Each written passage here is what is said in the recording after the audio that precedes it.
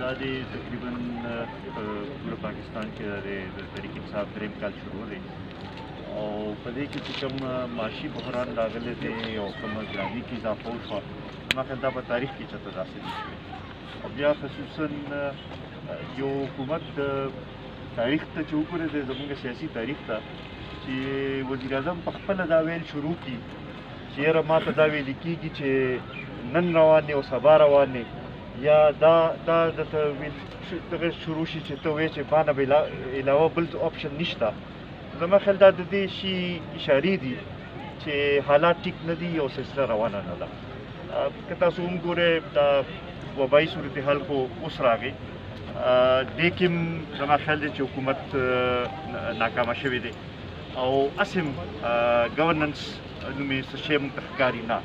نه د پالیسیز په ذریعه ښکاري نه د ایڈمنسټریټیو ایکشنز په ذریعه موږ ته ښکاري او د خلکو په مشکلاتو کې رس تر اضافه کېږي لګیا ده په دغې حوالې سره سره بله لار اوس پاتې نه ده ځکه چې دا شی واضح دی چې دا اوس موجوده تحریک انصاف یا عمران خان چې دی هغه د دې ملک لپاره اوس خطره جوړه شوې ده هغه معاشي طور باندې د خلکو د مسایلو حل نشي روباسلی نو په دغې حوالې سره دا اوس د هرې اپوزیشن پارټۍ دا فرض جوړېږي چې هغوی خپل کردار ادا کړي او د عوامو چې کومه مایوسي ده دا دې لرې کولو کوشش د دې اوس ضرورت دی چې نوی منډیټ طرف ته دې سلسله لاړه شي سر څه ګڼئ الیکشن رزلټ چې دی که نه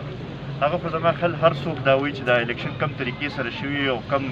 دغه شوي دی هغه هر چا ته پته ده او اصلي خبره د عوامو کې د مقبولیت ده زما خیال دی د ملي رهبر مقبولیت کې هېڅ کمی نه دی راغلی او د شوکت واپس راتګ داسې نور ملګرو دغه چې دی دا د دې